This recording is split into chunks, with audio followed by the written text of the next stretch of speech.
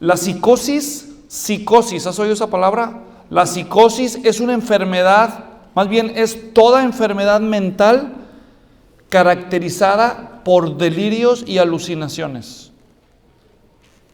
Las personas que sufren enfermedades psicóticas como la esquizofrenia o la paranoia no pueden distinguir la diferencia entre la fantasía y la realidad.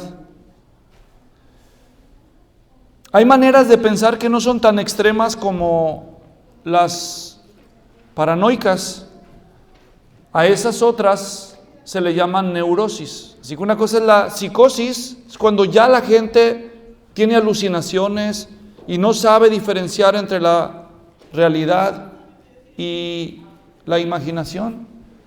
Y la neurosis, la neurosis es una enfermedad mental que todavía puede percibir la realidad, pero se caracteriza por inestabilidad emocional. La forma de pensar es muy importante para medir la salud de una persona. ¿No creen? La manera en que pensamos es muy importante para la salud de una persona. Pero la forma de pensar no solo revela la salud mental y emocional de una persona. A la luz del pasaje que vamos a estudiar hoy, la forma de pensar también revela la salud espiritual. Y esto con base en Gálatas capítulo 6. Vamos a seguir con nuestra serie de enseñanzas con base en la carta a los Gálatas, serie que imparto en Stockton. Hoy les toca a los de Stockton seguir con la serie y vamos a aprender la espiritualidad, evidencias visibles de la espiritualidad a la luz de este pasaje. En el capítulo 6, versículos 3 al 5.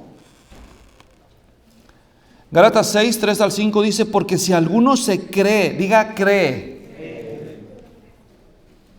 Si alguno se cree que es algo no siendo nada, se engaña a sí mismo.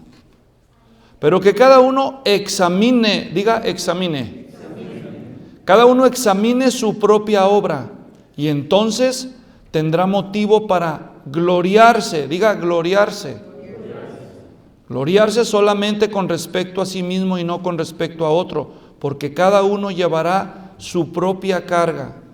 Los verbos que repetimos, el verbo creer, el verbo examinarse y el verbo gloriarse, son actividades del pensamiento, hermanos. Son actividades de la mente. Con base en los versículos que acabamos de leer, hoy vamos a identificar 4 rasgos de la verdadera espiritualidad. Porque en este pasaje Pablo está hablando de la espiritualidad. ¿Y cómo lo sabes, Luis? Pues porque lo dice el versículo 1. Hermanos, si alguno es sorprendido en alguna falta, ustedes que son espirituales. Entonces le está hablando él a los espirituales. Ese es el tema dominante desde el capítulo anterior, en el capítulo 5, versículo 16. Digo pues, anden por el Espíritu y no cumplirán los deseos de la carne. Versículo 18, si son guiados por el Espíritu, no están bajo la ley. 22, el fruto del Espíritu es amor, gozo, paz y todo lo demás. Versículo 25, si vivimos por el Espíritu, andemos también por el Espíritu. Capítulo 6, versículo 1, ustedes que son espirituales, entonces hagan esto. Y él va a darles varias órdenes, varias instrucciones a los que se creen espirituales, a los que ya no viven bajo su propia naturaleza pecaminosa, sino que se dejan guiar por el Espíritu Santo. Y a los que son controlados por el Espíritu Santo es a los que se les llama espirituales. A los que tienen al Espíritu, los que tienen el Espíritu Santo son los hijos de Dios, según el capítulo 4, versículo 6. Leo. Y porque son hijos, Dios ha enviado el Espíritu de su Hijo a nuestros corazones. Así que en los corazones de los cristianos, de los hijos de Dios, vive el Espíritu de Dios, porque Dios ha enviado su Espíritu a ellos. Así que ellos son espirituales porque tienen al Espíritu, pero son espirituales porque son guiados por el Espíritu. Porque son controlados por el Espíritu, porque andan en el Espíritu, porque viven por el Espíritu. Así que si son espirituales, que se demuestre, dice Pablo. Que se demuestre de varias maneras, de eso se trata el capítulo 6. Cómo se ve la espiritualidad en la práctica. Y hoy vamos a ver 4 evidencias prácticas de la espiritualidad. Porque a veces oímos que una persona es muy espiritual y entonces tenemos ideas así como ideas nebulosas de qué podrá ser la espiritualidad, ¿no? Pero la espiritualidad es muy práctica, es visible. Aunque el Espíritu de Dios es invisible, los efectos cuando Él nos controla son muy visibles. El primero de los efectos ya lo expliqué en el estudio de esta serie de la anterior entrega, con base en los versículos 1 y 2, y es el de restaurar al caído. Eso es lo que dice Gálatas 6:1. Si alguno es sorprendido en alguna falta, la palabra falta yo expliqué en ese estudio significa caída. Si alguno es sorprendido en alguna caída, ustedes que son espirituales, restáurenlo en un espíritu de mansedumbre, mirándote a ti mismo, no sea que también tú seas tentado. Lleven los unos las cargas de los otros y cumplan así la ley de Cristo. Así que una persona espiritual, una persona que de veras está llena del Espíritu de Dios, entonces restaura a los caídos y les ayuda a llevar las cargas que son demasiado pesadas para ellos. Y yo expliqué también en ese estudio que los caídos somos todos. Todos en algún momento experimentamos debilidad. Y los que están pasando por un momento fuerte en el Señor, ayudan a los que tropiezan. Porque tú no sabes el día de mañana quién va a ser el próximo. Porque el que piense estar firme, mire que no caiga. Pero ya expliqué todo eso, tú lo puedes revisar con detalle ahí en el canal de YouTube. Por cierto, recuerden que tenemos 2 canales de YouTube. El personal, que es el de Luis Floriano, y el otro, el de la iglesia del pueblo de Dios. Cuando ustedes busquen un mensaje y no lo encuentran en mi canal, seguramente va a estar en el otro canal. ¿Ok? Especialmente cuando hay predicadores invitados. Bueno, ahora vamos a ver 4 expresiones de la espiritualidad según los versículos 3 al 5 de Gálatas 6. Y esas 4 manifestaciones o evidencias de la espiritualidad son conciencia de autoengaño, lucha contra la vanagloria, practicar autoexamen y asumir responsabilidad. Voy a explicar entonces cada una de esas. ¿Tú te consideras una persona espiritual? Es decir, una persona llena de Dios, controlada por el Espíritu de Dios. Bueno, vamos a mirar estos criterios y compararnos con ellos. Número 1, dice Pablo ahí en el versículo 3, porque si alguno se cree que es algo, no siendo nada, se engaña a sí mismo. El versículo inicia Pablo con la frase, si alguno. ¿Observan eso? La frase si alguno es una frase condicional. Gramaticalmente hablando, el idioma griego tiene diferentes estructuras condicionales y cada una comunica algo muy preciso. El condicional que se usa aquí es un condicional de primer grado, así se dice. Y se podría traducir también ya que, y comunica una realidad. No está diciendo a lo mejor sí, a lo mejor no, está diciendo ya se cumplió esto. ¿Qué es lo que se cumplió? Lo que está diciendo entonces se podría leer así, dice el versículo 3, porque ya que alguno se cree que es algo, así que había entre los cristianos gálatas algunos, como dicen los mexicanos, que eran muy creídos. Pero aquí el verbo creer, esa palabra que aparece aquí como creer, también se traduce en otras versiones pensar, considerar. Por eso yo les dije, por eso la introducción de mi mensaje tuvo que ver con la manera de pensar. Una manera de pensar enferma es cuando no piensas conforme a la realidad. La primera realidad que tenemos nosotros que asumir es que cualquiera de nosotros es susceptible del autoengaño. Una cosa es el engaño. La Biblia registra la palabra engaño en el Nuevo Testamento casi 60 veces, hermanos. Casi 60 veces se nos habla y se nos advierte del engaño a los cristianos en el Nuevo Testamento. Pero de todos los engaños a los que podemos ser susceptibles, es el peor de todos es el autoengaño. ¿O no? Sabemos que Satanás es el engañador, el que engaña a las naciones. que hay falsos maestros que tratan de engañar a las personas y aún a los creyentes. Pero el peor de los engaños es el autoengaño, porque ese engaño te lo aplicas a ti mismo. Se supone que deberías de cuidarte y tú te engañas a ti mismo. Pero cuando nosotros creemos que nosotros no podemos caer en el autoengaño, entonces estamos cometiendo un error. Varias veces se nos advierte en el Nuevo Testamento acerca del autoengaño. No de cualquier engaño, del autoengaño. Por ejemplo, ¿cómo nos autoengañamos los cristianos a la luz de la Biblia? En 1 Corintios 3:18 dice: nadie se engañe a sí mismo. Entonces, ¿quién engaña a quién aquí? El cristiano a sí mismo. ¿Cómo es que un cristiano se puede engañar a sí mismo según este versículo? Cuando nos creemos sabios, pero seguimos criterios mundanos. Porque el versículo dice: nadie se engaña a sí mismo. Si alguien de ustedes se cree sabio según este mundo, hágase necio a fin de llegar a ser sabio. Cuando creemos que somos muy sabios y usamos estándares seculares y mundanos para medir la sabiduría, no somos sabios, nos engañamos a nosotros mismos. La verdadera sabiduría es la que está en conformidad con la palabra de Dios. Otra forma de autoengañarnos, según Santiago 1:13, es cuando culpamos a Dios de nuestros propios pecados. Yo me dejo seducir por mis propios deseos carnales y luego acuso a Dios de que Él es el que me anda poniendo tropiezo. La mujer que tú me diste, dijo aquel, ¿se acuerdan? Cuando Adán pecó y Dios le llama, le dice: Adán, ¿comiste del fruto que te dije que no comieras? ¿Y qué dijo él? La mujer que tú me diste. ¿A quién le puso la culpa a Adán? No solo a la mujer, ¿verdad? De esto nos habló el pastor Humberto la semana pasada, a los casados, ¿verdad? No solo a la mujer le echó la culpa a Adán, sino a Dios, porque dice: la mujer que tú me diste. La mujer que tú me diste.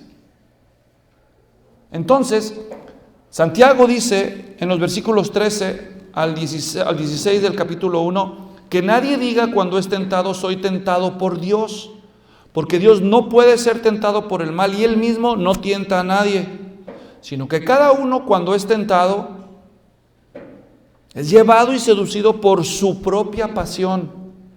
Después, cuando la pasión ha concebido, da luz el pecado, y cuando el pecado es consumado, engendra la muerte. Amados hermanos míos, no se engañen. Esta forma de autoengañarnos es como cuando nosotros decimos: es que así soy yo, así me hizo Dios. Yo tengo un corazón para todas. Para todas. No puede ni con una, pero el que tiene para todas, ¿no? Él cree que como, según él, Dios lo hizo así, entonces ¿a quién está culpando, verdad? De sus debilidades, de sus tentaciones, de sus pecados. No podemos culpar a Dios de nuestros propios pecados. Cuando intentamos hacer eso, nos autoengañamos, según este pasaje. Otra forma de autoengañarnos, según Santiago todavía en el capítulo 1, pero ahora en el versículo 22, es cuando nosotros pensamos que con estudiar la Biblia, con leer la Biblia o con conocer de la Biblia, Dios ha de estar contento, pero no la ponemos en práctica. Pero no. La Escritura dice en Santiago 1:22, sean hacedores de la palabra y no solamente oidores, que se engañan a sí mismos. Cuando nosotros, una vez yo conocí a un hombre que no iba a la iglesia, pero su suegra iba a la iglesia, y él acusaba de que tenía muchos problemas en su matrimonio por la interferencia de su suegra. Y cuando vino y me pidió consejería hace años de esto, en otro lado, él me dijo: pero eso sí, pastor, se la pasa todo el día oyendo sermones. Todo el día. No, se la sabe de todas. Pero que la ponga en práctica, me decía. Ahí la quiero ver. Miren, No solo los no creyentes se pueden quejar de nosotros. Dios dice que cuando nosotros solo somos oidores, pero no hacedores de la palabra, nos engañamos a nosotros mismos. Les voy a decir un secreto a ustedes, pero esto va a quedar entre nosotros, ¿ok? Si ustedes de veras quieren agradar a su pastor, está bien que le organicen una fiesta, que le den regalos, está bien, se les agradece. Pero si ustedes de veras quieren agradar a un hombre de Dios que está tratando de guiar al pueblo de Dios, practiquen lo que aprenden. Cuando oigan la palabra, vayan y pónganla en práctica. Cuando venga la mujer y le pregunte al pastor, ¿cómo está? ¿Cómo estás? No, mi esposo viera cómo está cambiando. Mire, él está guiando la oración en la casa. Él se está empezando a disculpar. Hasta lava ya las cosas de la cocina por primera vez. Nunca en su vida.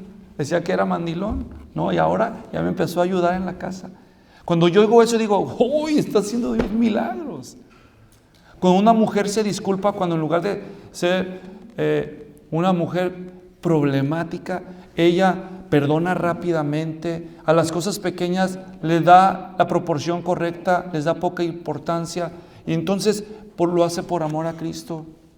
Cuando una persona paga lo que debe, cuando un pastor empieza a ver que su iglesia agrada a Cristo, ese pastor dice, gracias Señor, soy un pastor feliz.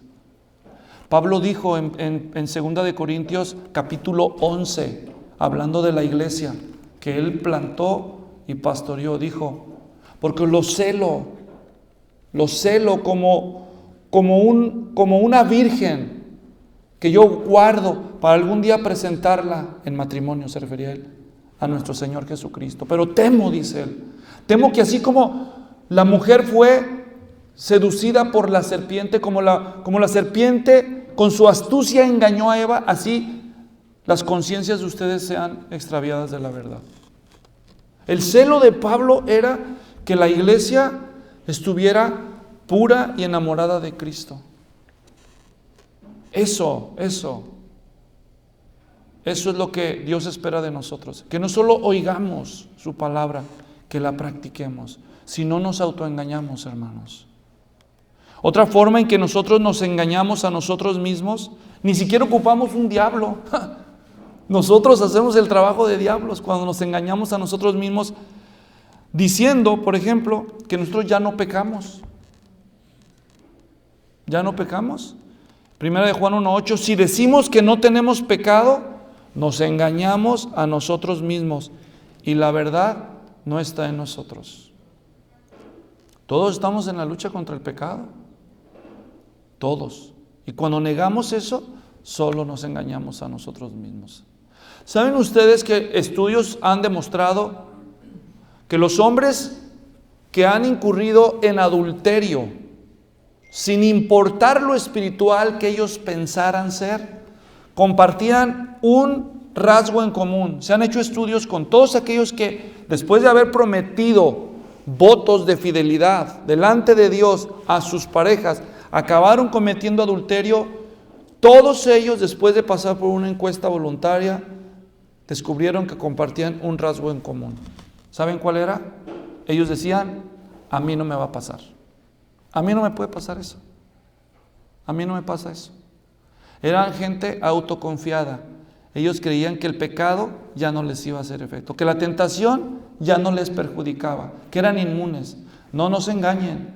Estas palabras que leí las escribió el mismísimo apóstol Juan, uno que caminó con Jesús, y las usa en primera persona del plural. Dice, si decimos, él se incluye, no dice, no, pues yo ya soy apóstol, además yo estoy ancianito, yo ya tengo décadas de andar en Cristo, pero yo ya no lidio con eso.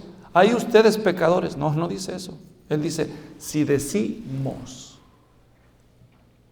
que no tenemos pecado, nos engañamos a nosotros mismos. Esto no está diciendo que él vivía pecando.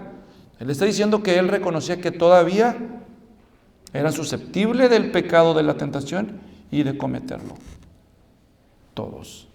Así que la primera forma en que nosotros mostramos verdadera espiritualidad, hermanos, es reconociendo la realidad del autoengaño. Tener conciencia del autoengaño en el que cualquiera de nosotros puede caer. Por eso yo quiero preguntar, ¿es usted humilde cuando se equivoca? ¿Usted reconoce que puede estar equivocado? Porque básicamente ese es el autoengaño, ¿no? De creer que tú no te puedes equivocar. Pero a lo mejor sí. Por eso el peor de los engaños, dije yo, es pensar que siempre tenemos la razón, que no podemos equivocarnos. Vamos a la segunda señal de la espiritualidad. Todavía en el versículo 3, dice Gálatas 6:3, porque si alguien se cree que es algo, no siendo nada, se engaña a sí mismo. ¿Por qué le dice Pablo a los lectores eso? Porque tenían un problema, eran vanagloriosos. Miren el capítulo anterior, versículo 5:25 de Gálatas, dice, si vivimos por el Espíritu, andemos también por el Espíritu. Y el siguiente dice, no nos hagamos vanagloriosos. ¿Qué es eso de vanaglorioso? ¿Qué es la vanagloria? Es pensar que eres más de lo que eres. Por eso la palabra que les dije en el versículo 3, si alguno se cree algo, la palabra creer ahí, una palabra griega que significa considerarse. No solo es creer, de tener fe, es de pensar. La raíz de esta palabra es la forma en que tú piensas. Lo que está diciendo Pablo aquí en el contexto es que entraron los falsos maestros a Galacia, a la iglesia, y convencieron a algunos cristianos de que cumpliendo la ley de Moisés iban a ser mejores delante de Dios. Así que algunos se la creyeron y empezaron a practicar ritos del judaísmo que no necesitaban practicar, porque ya Cristo cumplió la ley, pero ahora se querían circuncidar y querían empezar a guardar el sábado como ley y otras cosas, y entonces empezaron a sentir que ya eran mejor que los demás. Usted no guarda el sábado, ¿verdad?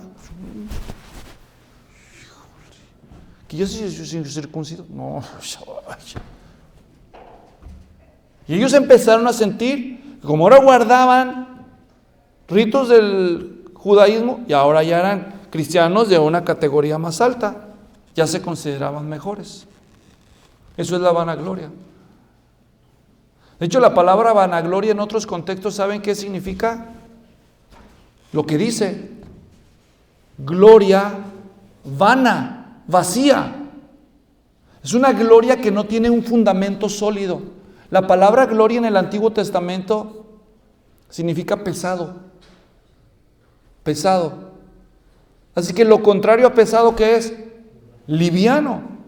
No hay un fundamento sólido que justifique esa gloria. Entonces la vanagloria es enorgullecerse sin tener un sustento. Es ser como un globo.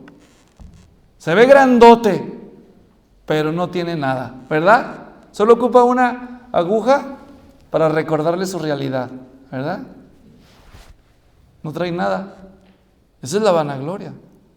Así que estos cristianos ya se empezaron a sentir, y esto es muy común en las iglesias cristianas, fíjense.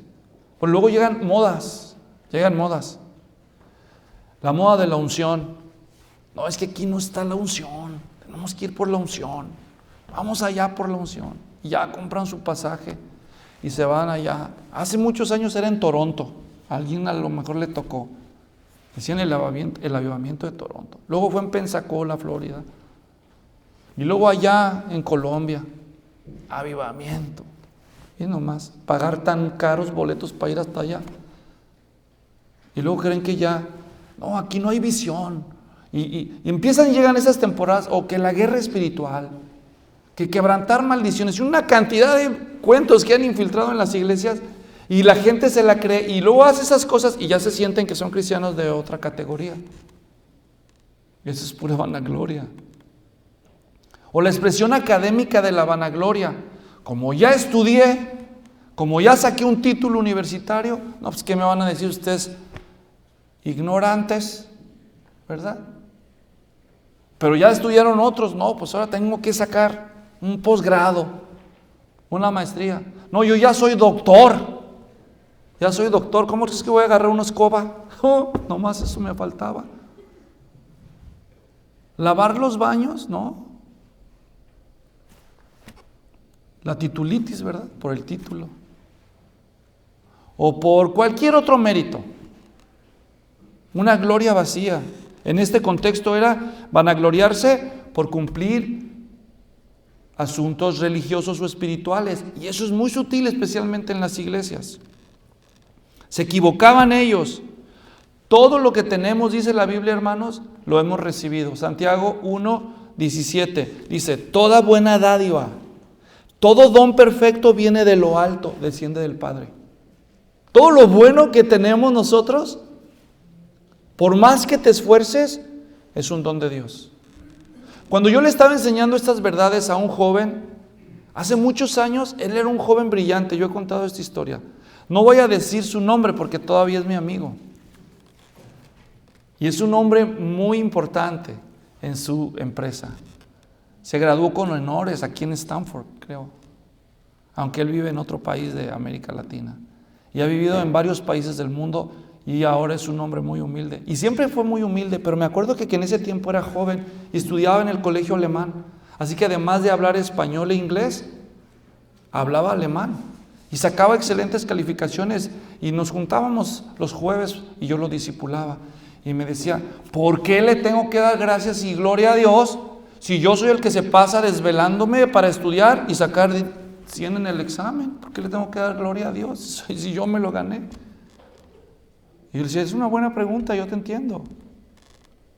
Le voy a decir Luis. Yo te entiendo, Luis. Pero piénsalo. Aún eso, aunque sea, es verdad, un esfuerzo tuyo y te sientas tentado a enorgullecerte por tus logros, la verdad, si Dios no te hubiera dado la salud, si no le hubiera dado los medios a tus padres para pagar tu educación privada, si no te hubiera dado la capacidad intelectual, de todos modos no lo consigues. ¿Alguna vez has pensado todos los factores que tienen que coincidir a favor tuyo para que puedas lograr tus objetivos? ¿De dónde crees que viene todo eso? Pero Pablo lo dijo muchísimo mejor que yo en 1 Corintios 4:7 cuando escribió, porque ¿quién te distingue? ¿Qué tienes que no recibiste? Y si lo recibiste, ¿por qué te jactas como si no lo hubieras recibido? ¿De qué se jacta la gente, hermanos? De su belleza. Algunos tenemos ese problema. De su belleza. La ingenuidad también es un problema. De su inteligencia, de su estatura, de su nacionalidad, de su apellido, ¿verdad? De su nombre. ¿Tú cómo te llamas? ¿Pánfilo? Yo soy Luis Fernando. Ay, hijo. ¿De qué se jacta usted? ¿De qué se jacta? Siempre hay algo, ¿no? Siempre hay algo de lo que uno se pueda jactar. Los cristianos damos toda la gloria a Dios, toda la gloria a Cristo por nuestros logros. Ese es el principio, mira. Cuando salen las cosas mal, ese sí fue tu culpa. Y cuando las cosas salen bien, gracias a Dios. Ese es el espíritu del Nuevo Testamento. Y dices, no, pero es injusto. No, no es injusto.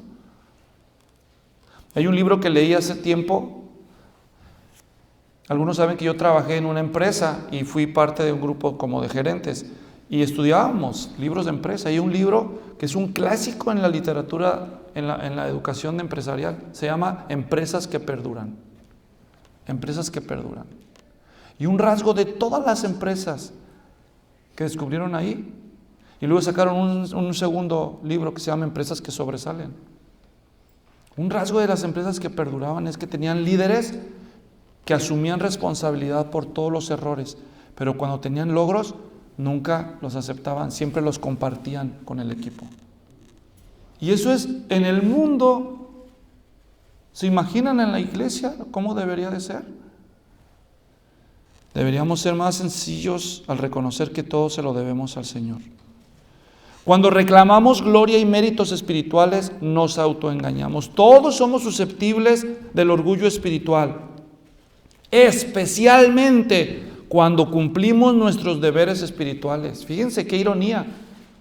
Porque es bueno cuidar nuestra vida espiritual, ¿no? Es bueno memorizar versículos, ¿sí o no? Es bueno leer la Biblia, es bueno orar, es bueno congregarnos, es bueno ofrendar. Pero qué fácil es empezar a sentir que somos mejor que los demás cuando cumplimos nuestros deberes espirituales. Y eso es muy común. Acabamos de presumidos. Debemos saber que estamos bien, porque en el versículo 1 dice claramente: si alguno es sorprendido en alguna falta, ustedes que son espirituales, restáurenlo. Se necesita reconocer que realmente estamos en el Señor, pero no alardear de eso. Romanos 12:16 dice: tengan el mismo sentir unos con otros, no sean altivos en su pensar, sino condescendiendo con los humildes, no sean sabios en su propia opinión. Todos deberíamos alardear menos y alabar más a Dios por lo que tenemos y por lo que somos. ¿Es usted presumido? Pregúnteme, pastor. ¿Le gusta exhibir lo que tiene? ¿Le gusta exhibir lo que sabe? No, hermano, seguido yo me digo, ¿por qué soy tan presumido? De veras, gracias a Dios por mis hermanos que me soportan. ¿Será que tus hijos piensan lo mismo de ti? ¿Tu esposa, tu esposo? ¿Tus compañeros de trabajo? Los que nos alabamos a nosotros mismos, ¿saben qué es uno de los problemas con eso? No vamos a recibir ya recompensas del Señor por los esfuerzos que hacemos. Porque Jesús dijo en Mateo 6:2: cuando des limosna, no toques trompeta delante de ti, como hacen los hipócritas en las sinagogas y en las calles, para ser alabados por los hombres. En verdad les digo que ya han recibido su recompensa. No va a haber nada para nosotros en el cielo cuando lo hacemos las cosas para ser alabados por los hombres. Así que la espiritualidad no solamente se ve teniendo conciencia del autoengaño, sino en segundo lugar también teniendo cuidado de la vanagloria. Número 3, la espiritualidad se refleja cuando nosotros sabemos practicar el autoexamen. Diga autoexamen. Miren cómo lo dice el texto de Gálatas 6, versículo 4. Pero que cada uno examine su propia obra. Cada uno de nosotros debe poner a prueba lo que hace y debe medirlo con los criterios de Dios y no comparándose con otras personas. Si sabes y descubres que lo que estás haciendo es aprobado por Dios, qué bueno, pero no porque te comparas con otros. Esa orden de examine su propia obra no está contradiciendo lo que él dijo antes. Pablo está pidiendo que no nos justifiquemos comparándonos con otros. No debemos pensar que estamos bien con Dios solo porque somos mejor que otros, porque esa no es la medida. La medida no es como cuando salimos a la calle y le decimos a una persona: ¿usted cree que es una buena persona? ¿Y qué nos responde la persona promedio? Nos dice: pues yo no he matado a nadie, yo no he robado. Malos los narcos, mira, eso sí. Entonces, ¿qué están haciendo las personas cuando responden así? Comparándose con los que son peores que ellos. Y creen que Dios ha de estar de acuerdo con ellos porque no son tan peores, dicen vulgarmente, ¿verdad? Yo no he matado a nadie, pero ellos no revisan lo que Dios dice que es requerido para ser una buena persona, sino que simplemente se comparan con alguien peor que ellas. ¿Y no seríamos nosotros así? A veces. No tenemos el cuidado de autoexaminarnos. Y si lo hacemos, nos comparamos con otros. Y como nos descubrimos mejores que otros en algo, siempre va a haber alguien peor que tú en algo.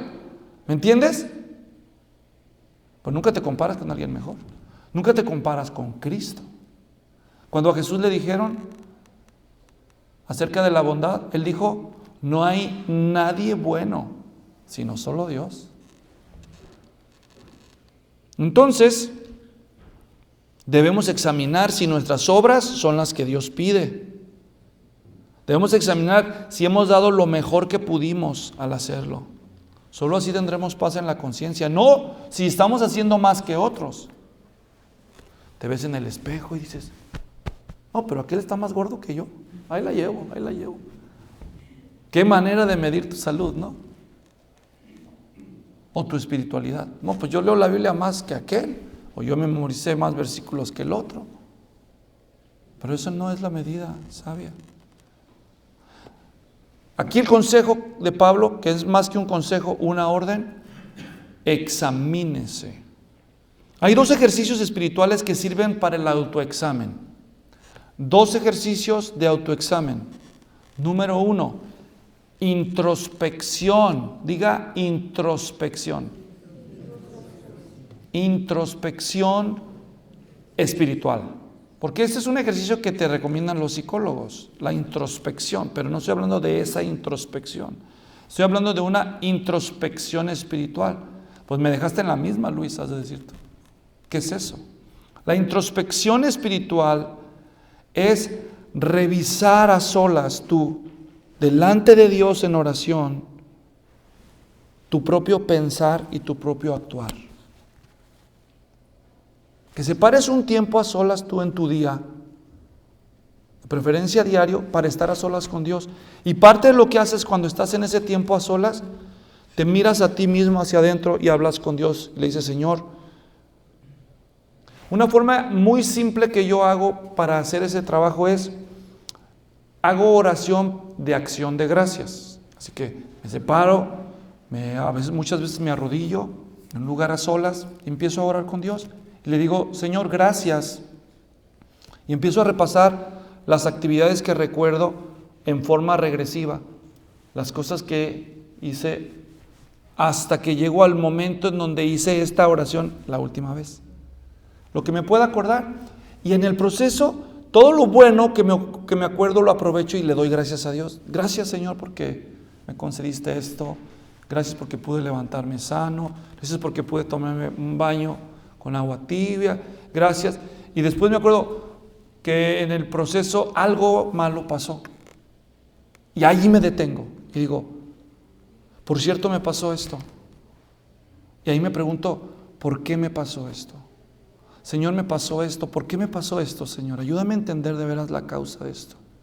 Y en esa introspección muchas veces Dios, en su misericordia, te hace conciencia de las verdaderas causas por las que a veces tú te enojas, te deprimes, te frustras, te vengas y tanta cosa. Introspección espiritual. Y si descubres que eso ya se lo confesaste a Dios, acepta su perdón. Le dices: gracias por haberme perdonado eso que yo ya confesé. Pero si no lo has hecho, allí mismo le pido perdón. Señor, perdóname por eso. Mira, no me di cuenta. Creo que fue por orgullo, o creo que fue por tristeza, o me sentí rechazado, qué sé yo. Y ahí hago la paz con Dios. Y esto me ayuda a autoexaminarme, a dejar de estar culpando al mundo de mis propios problemas. Autoexamínate. Y el otro ejercicio que nos ayuda, otra disciplina que nos ayuda para autoexaminarnos, ¿saben cuál es? Es tratar de asistir a una iglesia que celebra la Cena del Señor cada domingo. Porque los que celebran la Cena del Señor bíblicamente van a tener que pasar por un ejercicio antes de celebrar la cena. ¿Se acuerdan que dice 1 Corintios 11:28? Que antes de participar, ¿qué tiene que hacer? Examínese a sí mismo. Por eso yo creo los primeros cristianos, cada día en el templo y por las casas, participaban de la cena también. No solo para recordar el sacrificio de Cristo y predicarle el evangelio a los presentes que llegaban de visita, sino para los cristianos autoexaminarse. Porque la cena del Señor exige un autoexamen. Y la última de las prácticas que demuestran espiritualidad es, por cierto, antes de entrar ahí, ¿tú practicas el autoexamen? Y cuando lo practicas, ¿es para culpar a otros o para de veras dejar de justificarte y dejar que Dios obre en ti mejoría? La cuarta y última de las prácticas que evidencian espiritualidad a luz de este pasaje en el versículo 5 es: porque cada uno llevará su propia carga. Pareciera una contradicción con lo que dice en el versículo 2. Lleven los unos las cargas de los otros, dice el versículo 2. Y luego el 5 dice: pero cada uno llevará su propia carga. Les tengo una noticia aclaradora. La palabra carga en el versículo 2 no es la misma palabra carga en el versículo 5 en el idioma griego. En el versículo 2, la palabra carga que Pablo usa se refiere a una carga aplastante. En el contexto de ahí se refería a las penurias o las luchas que enfrentan algunos creyentes. Por eso caen, porque son muy susceptibles de ciertas tentaciones o pecados, y caen y son sorprendidos en falta. Entonces los espirituales vienen y les ayudan, porque ellos se sienten bajo este aplastante peso de ciertas tentaciones o pecados. Pero la palabra que se usa para carga en el versículo 5 es otra. Es la palabra que se traduciría para nosotros como mochila, mochila de soldado. En mi hogar hay un soldado, y cuando lo mandan a misiones, cuando la mandan a misiones, porque es mi hija, por la gracia de Dios, nos acaba de mandar una foto de la mochila que tuvo que cargar esta semana. Casi 40 libras. Y la traen ahí. Y ahí traen todo lo que necesitan para sobrevivir, si los mandan allá, al cerro, a la selva, donde sea. Todo soldado trae la suya. Si van a la guerra, van a cargar una de esas, por eso los tienen que acostumbrar. ¿Sí entienden eso, verdad? No es una mochila que no pueden cargar, es una mochila que, por pesada que parezca, ellos pueden cargar. Y esa es la idea. El principio, pues, es: la espiritualidad se evidencia cuando tú eres una persona responsable. Te asumes responsabilidad por la función que Dios te asignó. Cada quien ha recibido su mochila, ¿o no? Las madres tienen su mochila, los esposos tienen su mochila, los solteros, cada quien tiene la responsabilidad asignada por Dios. En lugar de estar siendo un irresponsable, el que es lleno del Espíritu empieza a asumir su responsabilidad, lleva su propia carga. Y todavía le sobra para ayudar al caído a levantarse de su carga aplastante. Ese es el punto. ¿Se acuerdan cuando nuestro Señor Jesucristo iba hacia el Gólgota? Los romanos le impusieron cargar su cruz. ¿Se acuerdan de eso? Y a pesar de la golpiza que le pusieron, cargó su cruz.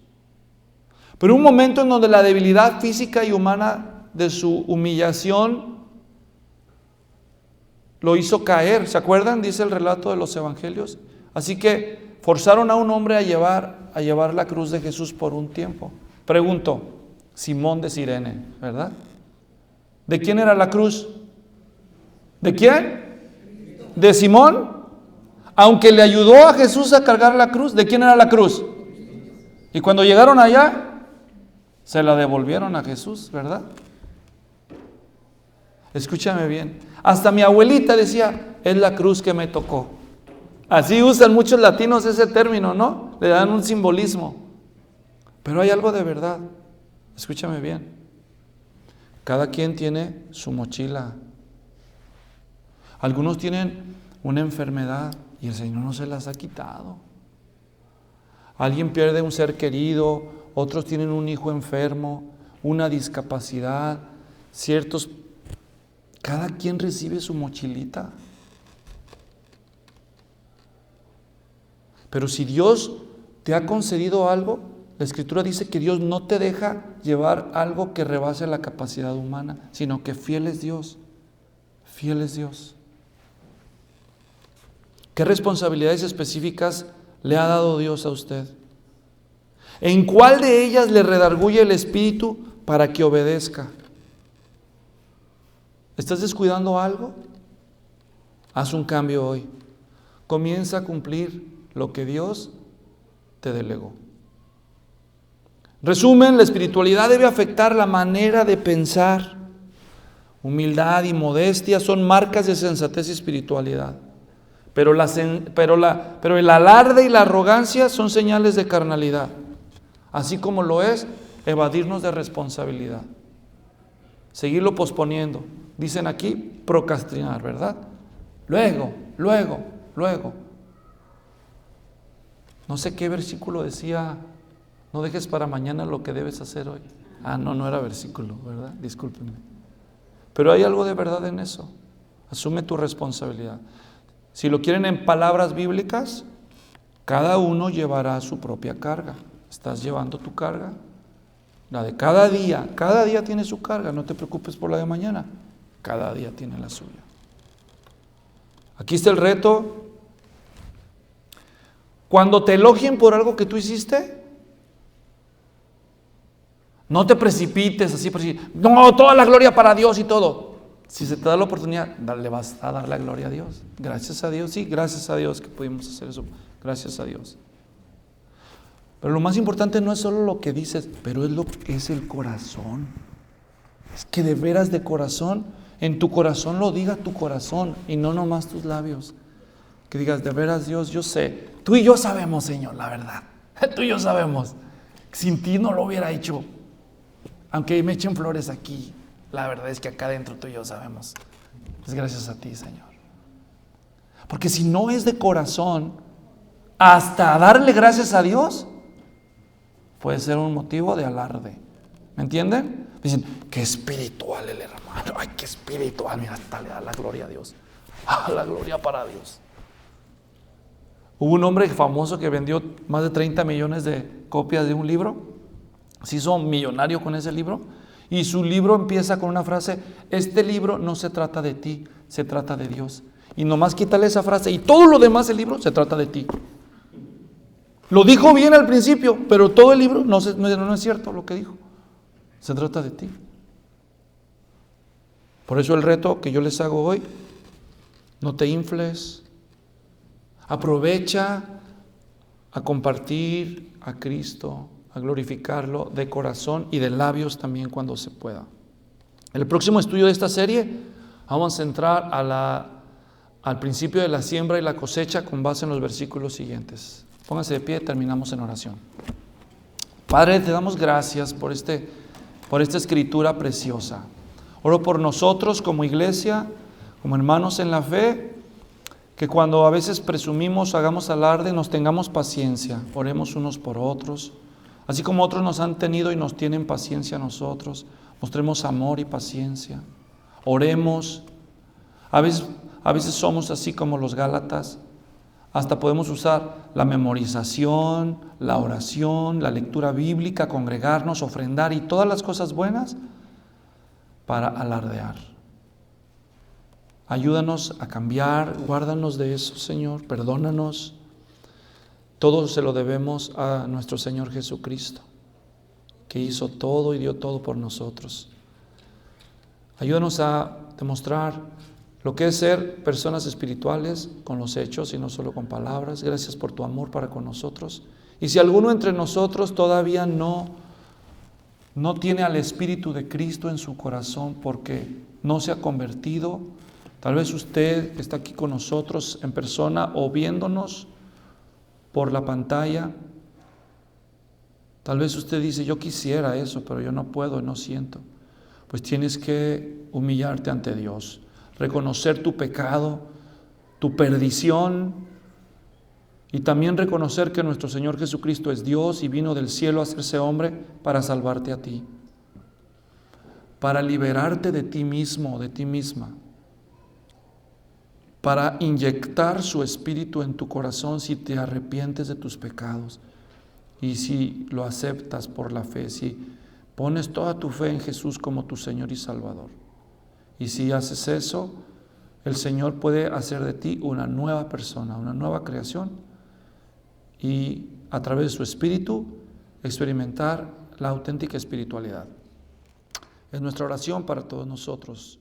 En el nombre de Jesús, Señor. Amén.